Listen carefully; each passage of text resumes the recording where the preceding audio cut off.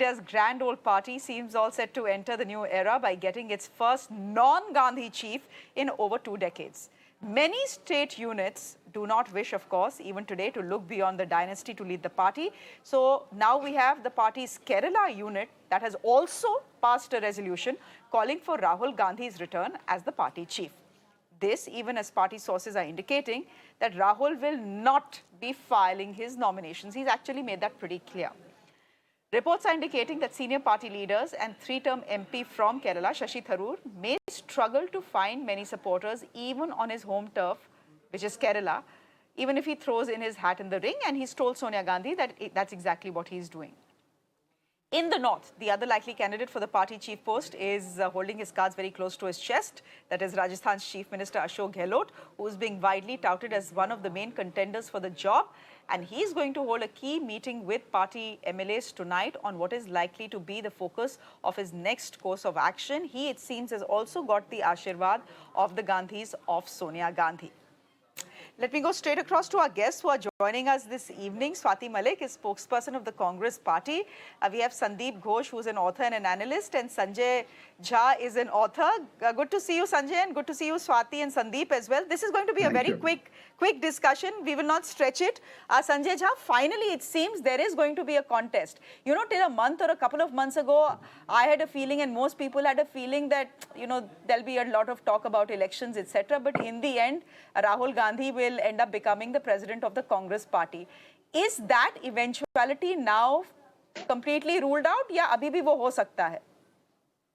Shreya's politics, so nothing can be ruled out until as they said, the die is cast. But I think Rahul Gandhi is clearly opted out of the race, which is what a lot of people, have been telling him that, in the Congress, you don't have to be the president to really be a critical part of its fight back story. And I think what Rahul is doing in the Bharat Jodo Yatra, being an ideological crusader or a political mobilizer for the Congress is something that I think he's better suited for. And as you rightly said, Shreya, I'm glad the Congress is, kind of pushing the boundaries. For too long, people have, looked at the Congress as becoming very fossilized, unwilling to take risks and be pragmatic and bold.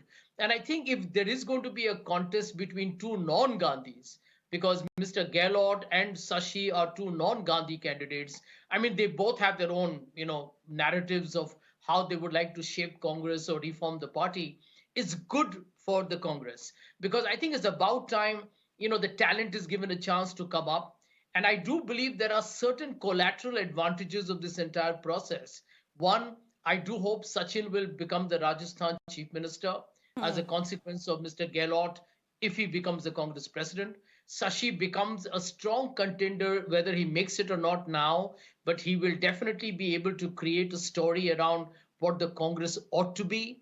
It doesn't matter whether Mr. Gehlot wins or otherwise. And I do see Priyanka Shreya playing a more critical role going forward. I don't think the Gandhis would like to, have this acquisition that they are running this party by subterfuge with a remote control or a sleight of hand. So I do think you'll find a more defined role for Priyanka Gandhi going forward. Swati Malik, but come in here. We already have 8 state units, pass resolution after resolution that they want Rahul Gandhi as the president. Now, if it has been decided that, he's decided not to file nominations, he's decided, as he said, to stay away, why is all this pressure being mounted on the poor guy? कहीं ऐसा तो नहीं in the end we will see Rahul Gandhi only. I mean, as I said 1 month ago, maybe that possibility stood, but right now, given the fact that it's almost public that Mr. Gehlot and Shashi Tharoor are going to be contesting these elections, what do we make of, state units putting out these resolutions? The state unions putting out these resolutions that they are just voicing their emotions. They see him as the leader. And there's nothing wrong in that. There's no harm in that. But I must point out one thing to you here, that if you would notice, Congress party is the only party which elects its president democratically, which actually holds an election for the president's post, right? And the Gandhis are not the only ones who've been presidents. There've been multiple other presidents. You don't want me to name them out to you, Gokhale ji, Malviya ji, Mahatma Gandhi, for example, was Pandit Nehru, Sitaram Kesri. All these people have been presidents. So here we should focus on what is going to happen in the election. There are two people who are likely to contest right now. There might be more. So anybody with support of 10 delegates can come and file their nominations for that matter. So let's hope there are more than just two, and we'll see what happens on the result day then. But a vote will be cast for the Congress president after 21 years. So that says something about inner party democracy as well, Swati, doesn't it? Well, Shreya, we should focus on what is happening rather than criticizing of what has not happened, right? So let's look at it that way, and let's not. There is an election coming up, and if people are looking forward to it. The party is excited about it. That these two gentlemen who are most likely these are going to be contesting. So we are focusing on that aspect of it instead of criticizing of what's not happened so far. Okay, Sandeep Ghosh, what is in it for Mr. Shashi Tharoor?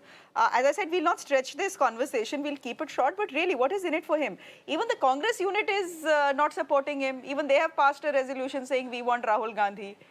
Mr. Gehlot seems to have the Ashirwad of the Gandhis, at least Sonia Gandhi. I had asked this question myself in a tweet this morning. I can only think of two things. One is you become the valiant sacrificial goat, and thereafter you earn certain brownie points or certain credits with the high command, which you can encash, the IOUs, which you can encash later on. See, I offered myself for the guillotine. Just to for the sake of upholding in a party democracy. So you get something. Otherwise, he's himself raising his own profile nationally, having been a contestant in the election. I only hope he doesn't meet the fate of Mr. Sitaram Kesri or Mr. Jitendra Prasad when they tried to contest, or for that matter, Mr. Sangma and others. He doesn't get locked up in any bathroom or any such places. That's where I'll wish him luck. But one more thing I'll quickly add, like Sanjay, I come from a corporate background, and Sanjay, though, has now become more of a politician. I can tell you from my experience among my colleagues, there are enough instances. I wouldn't want to talk of Cyrus Mistry, where, big corporates appoint top headhunting firms, Egon Zenders of the world, who do a global search, find a CEO, ostensibly to get into professional management of the company, and then the CEO comes and finds the old Babu still calls the shots. His sister and everybody are actually on top, and this fellow is just, powerless. He's just a titular face, and then it results in utmost frustration. Either he gets sacked or he finally puts in his papers and goes away. Now, this is a very, very unsatisfactory corporate structure, I think, where you're making somebody a CEO or the chief knowing fully well that he is not empowered. If somebody is today, if somebody were to take a poll in Kerala, who the people in Kerala regard as a bigger leader, it's Rahul Gandhi, not Shashi Tharoor. So even assuming Shashi Tharoor becomes the president tomorrow, what is the moral authority will he do? And then Sanjay is saying Priyanka Gandhi will also start playing a role in the thing. We don't know about Robert Vadra, who was earlier seen some ambitions of putting up posters. So it'll be a very, very unenviable job, I think, whosoever does. Ashok Gehlot is better off. He is doing a particular service. He has been a retainer of the family. He will do a different role than what he was doing. So he is safe. But Shashi Tharoor, I think, is walking into a little bit of quicksand. He wants to contest the election. All we can say to him is all the very best. Swati Malik, come in here. Is that how it's going to turn out to be? With great power, it said, comes great responsibility for the Gandhis. With great power, there'll be no responsibilities, but there will be the power behind the throne. Is the general impression that goes out? Shreya, the general impression which has been made out right now, and which is actually the general impression, we will see once the elections are done, once we have a president, and that is when decisions will be taken, and we'll see at that time. It's too early for me to try and justify what's not even going to happen or what's not happened, right? So how does one justify what's not really taken place so far? So let it happen, and if it does, that is when it will be my turn to answer your questions. Okay, I'll give you 10 seconds, Sanjay Jha. What do you see Rahul Gandhi doing post these elections? It's a silly, juvenile question, but I really want to know how you think, the power balance is going to play out. Shreya, I've always believed that not everybody can be the captain of a ship. And, mostly, even if he's not the president, which I think is the likely outcome, he will still be a star campaigner for the Congress. He still will remain a huge draw. You can see that he's spearheading the entire Bharat Jodo Yatra. And knowing Rahul, I feel that managing a political organization requires a very different kind of a leadership trait. He's better suited for these, mobilizing or taking on the government on certain issues where he passionately believes in it himself, which is the way the politics ought to be. Somebody can run the party, somebody can run the campaign, and some others can work on mobilization of the ground support that the Congress has actually, found itself wanting in over the last couple of years. So I believe he has a critical role to play. And let's be very upfront about it, Shreya. The relevance or the importance of Gandhi is not going to diminish just because they're not going to be the president. So I think whoever becomes the president obviously will have will have a tough job in managing several contradictions. But otherwise, why are you in politics? It's never easy anyway. Okay, Sanjay, we'll leave it there for the moment. Swati Malik, thank you very much for joining us. Sandeep, good to have you on the show as well. I'm slipping into a quick break on the show. Up next, the good news that is coming to us from Kashmir. Do stay with us.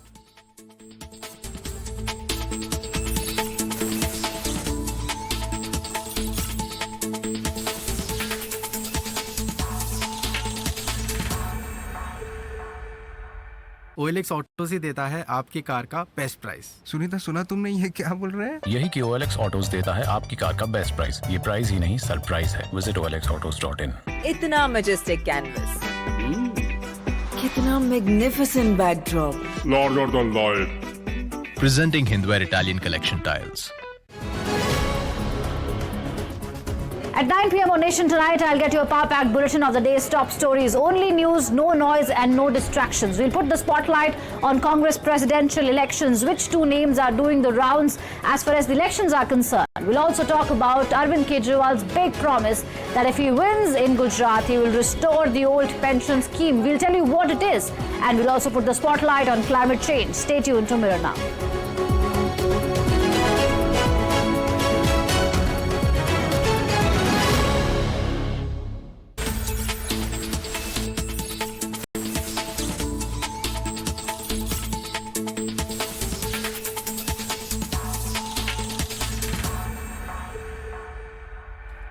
It's light camera action and the return of cinema in the Kashmir Valley. The magic of the big screen back after a long intermission of 32 years in Kashmir. What has essentially happened is that in Pulwama, you have a theatre that opened 2 days ago, and today what was inaugurated was a multiplex in Srinagar. In fact, our reporter was there getting us this report. During the 90s, when the violence started, cinemas were the first casualties and the big screen stopped. And then suddenly, for years, violence erupted. But once again, after 3 decades, cinemas are back to life and people are going to enjoy movies on big screen. Behind me is this cinema, Multiplex actually, which has 3 cinema halls and also can hold people up to 520 at the same time, and people can watch movie on the big screen. Let me ask Shafiq to come with me and let me give you a glimpse of how the cinema is. There are, a key thrust has been laid on the Kashmir's architecture. Upwards you would see a Kashmiri Khatam Band and also paper mache work on the walls. There is a taste and glimpse of Kashmir in most of the artwork done here at this particular cinema. A number of people are expected to visit the cinema in the coming days. It has been inaugurated today by Lieutenant Governor Manoj, who said that it's a reflection of changing society, and cinema is something which will give a new lease of life to the youngsters so that they can come and relish and watch movies like their parents would, talk about their memories during the 90s. And once again, people will get a feel of how does it seem to watch movies on big screen. It was not that people did not watch movies at their homes, but yes, experience on the big screen is different, and that is why government says it was important to bring back that cinema back to Kashmir Valley. Kashmir never stopped loving cinema, and cinema never stopped loving Kashmir. So hopefully this pause is over, this interval is over, and we'll be able to see good films again now very soon. It was a project of passion, sir. It was something which came from the heart. And when we start showing the movies to everyone on the first, even if one person comes in, my dream will be true, sir. Cinema has been in my blood, from the beginning. We had Broadway cinema, which was one of the best, and we want to create the same atmosphere what we created then. Broadway at one time became a social gathering, social event. People would come and see a movie, and then people would also eat, sit, and enjoy themselves. That's the atmosphere that we want to create. God willing, we will. So that is why the government says they're going to open multiple small screen cinema halls in every district of Jammu and Kashmir. The start has been done with the introduction of Multiplex. Let me go across to two people who know Kashmir well. One knows cinema well and the other knows the security situation in Kashmir well. Poonam Dhillon is an actress. She is joining us on the broadcast. Poonam ji, thank you very much. General Hasnain, good to see you. I hope you're feeling better and thank you for joining us despite the fact that you've been unwell for the last couple of days. Poonam ji, I'm coming to you first. I know you're in a bit of a hurry and they've just, I want to ask you, when you hear of news that after 23 years, you have cinema halls that are opening up in the Kashmir Valley. And I remember so many of the older films of your time used to be shot in Kashmir. What is the feeling like to have people in Kashmir actually go to a cinema and watch today's films? It's an absolutely delightful thought that cinemas will be opening up again. You know, we all went through the experience of not being able to get out of our house, not being able to go to the cinemas. And we actually experienced this isolation to the nth degree in those few months and few years. So I think the fear which was associated for different reasons by going to cinemas could be, you know, the coronavirus reason or could be safety reason. Both were very crippling and people were not willing to go. And I'm very happy to know that now that, you know, comfort level has been created for people that you can come back to the cinemas. Every kind of safety will be taken for you and enjoy the experience. Actually, films are made for the big screen. It is, you know, it was our compulsion that we Just to interrupt you here. Poonam ji, just to interrupt you here, we're talking about, you know, cinema halls opening up in Kashmir Valley after 23 years. Kashmir mein after militancy, you do know that cinema halls had to be shut down. Now we have, for the first time in Pulwama, we have a cinema hall opening up. It's already opened up. In Srinagar today, we had a multiplex open.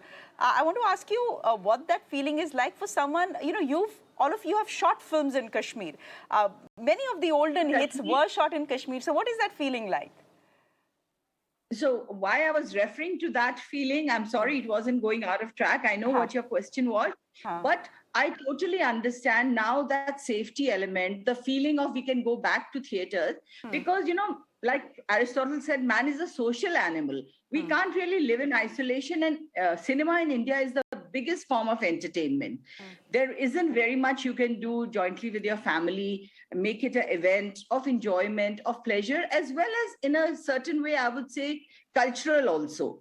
And for Kashmir, I think it's going to be one of the most exciting phase because they get to see in a good quality on the big screen cinema with their families. And I think over the years we have shot in this beautiful valley of Kashmir and loved it. We really miss it actually, the shootings which used to happen there. It was very special. It was not only the scenic God-given beauty, it was the beautiful artifacts and the embroidered shawls and the kaftans and various things which Kashmir brought to us, the dry fruits, the fruits. So I think we all miss Kashmir because of the reason that we were not able to go there. So with God's grace, we should all be able to go there, and maybe they'll have premieres there. They can get to meet their favorite film actors there. And I think we should definitely welcome this move which has been made. And I think people should cooperate and make sure that it's a very successful effort and venture by the theater owners who have opened the cinemas, and make sure that this becomes a norm rather than an exception. And I think once we do that, better and better films, certain films are made only for the big screen. And when you watch them on a small screen at home or on your phone, really, believe me, you are not getting the full-fledged experience. Okay. You are not getting the effects and the 3D effects and all of that. So we are very happy, very excited that cinemas are opening, and I hope people go in big numbers and their full safety is taken care of. Oh, my last question before I go to General Hasnain, to Poonam ji, you is, are you hoping that, you know, there was a time when a bulk of India's films used to be shot in Kashmir. That has, of course, stopped because of militancy that we have seen. There is, I think, something being shot in Kashmir right now, but there has been an unfortunate incident with Imran Hashmi. Do you think, you know, this is a first step to perhaps Bollywood and why just Bollywood films from across India going back to Kashmir? Absolutely. We were totally deprived, and we were the losers not being able to utilize those beautiful locales and those beautiful locations and the whole experience of shooting in Kashmir, because Kashmir has such vast amount of locations. It's not just Srinagar. There are different parts of Srinagar, whether it's Gulmarg or Pahalgam or Kukarnag or, various places where we shot. We really miss that, and we want to go back to Kashmir. I'm sure all filmmakers would rather go back there and then shoot anywhere else in the world. Okay, Poonamji, thank you very much for your time. General Hasnain, should we see the opening of the cinema hall in Pulwama and the multiplex in Srinagar as normalcy, or is that a bit of a stretch, realistically speaking, sir? See, Shreya, first of all, thank you for having me on your show. I think this is a wonderful show and great to be with Poonamji on this show itself, right? As to this decision, this is the only way this decision could be taken. You see, it's exactly what happened on the 5th of August, 2019. That suddenly we took a decision that 370 had to be amended. You could keep parrying this for years, but the final decision would not have come. I congratulate the Lieutenant Governor, the administration of Jammu and Kashmir, the Union Territory at the moment, because this decision has been a strong decision and has been backed by strong personalities. That's the only way this will carry forward. But having said that, there is no guarantee immediately of success, let me tell you that. Let us be very skeptical about it. This problem is not over in Kashmir yet. We have a proxy war still going on. There are sponsors on the other side sitting with their eyes on Kashmir. Nothing has really changed that way. The situation socially, economically has changed in Kashmir. And compliments to the administration for that, for what they have achieved. A very bold decision has been taken. But efforts to fight back will be there. We have seen this happening over the last 3 years. You've seen the kind of efforts which have gone on to isolate minorities, target them and things like that.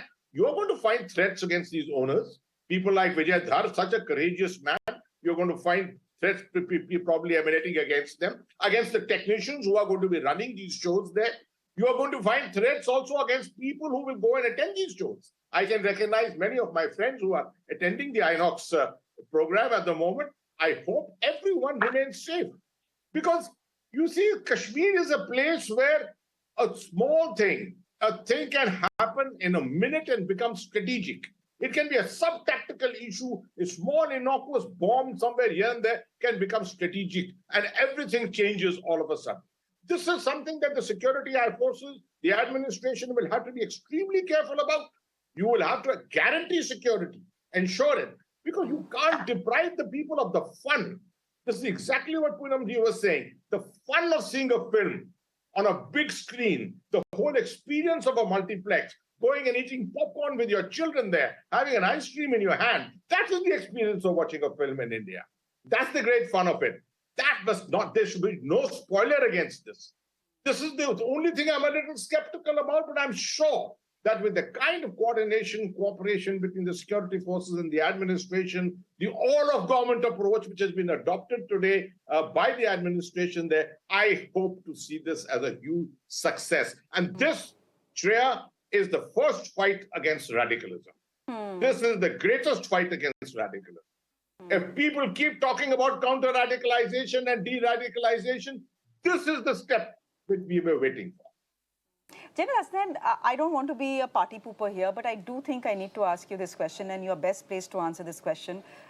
Are we pushing the normalcy narrative a bit too soon in Kashmir? You know, there are things that the government had hoped will happen after the abrogation of Article 370. It has not exactly played out to the government script. Yes, you are seeing, you're seeing the national flag at Dal Lake. You are seeing Inox open. You are seeing a multiplex open. You're seeing a cinema hall open. But are we pushing the normalcy narrative too quickly here? Shreya, Do we need to tread tempted. carefully? Do we need to tread carefully? Yeah, I would have been tempted to agree with you completely, maybe a couple of months ago. I was a little skeptical myself that things were moving a little too fast. Today, with this event, I'm a little more hopeful. Because I do think people have worked quite hard behind this. It's not that it's just happened overnight. A lot of preparatory work has happened. And I'm aware the kind of background kind of work which is going on in the districts, particularly in the engagement of youth. And the youth are coming forward in a very cooperative kind of a way. It is not a resistance in any kind of a way. The valley has been deprived. This generation and one generation before this has been deprived of normalcy.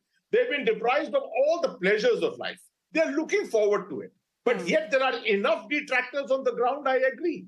Yeah. We have to overcome them. Yeah. We have to destroy those networks. And the only way that will happen is to move quickly against them now. Well, I think 3 years, the COVID, of course, came in the middle. By now, things would have been much better, perhaps, if COVID had not happened in the middle. So I do think we are moving correctly. Maybe this is the right pace. Let's not hurry beyond this. All right, General Hasnain, always good to have your perspective on anything related to Kashmir. Thank you very much for joining us on what is an important milestone in Kashmir's return to normalcy. They are not there yet, but this is an important milestone. Thank you, General Hasnain, for joining us, and thank you, Poonam Dhillon, for joining us as well on the broadcast. With that, it's a wrap from me on Urban Debate, but news and updates continue right here. Do stay with us.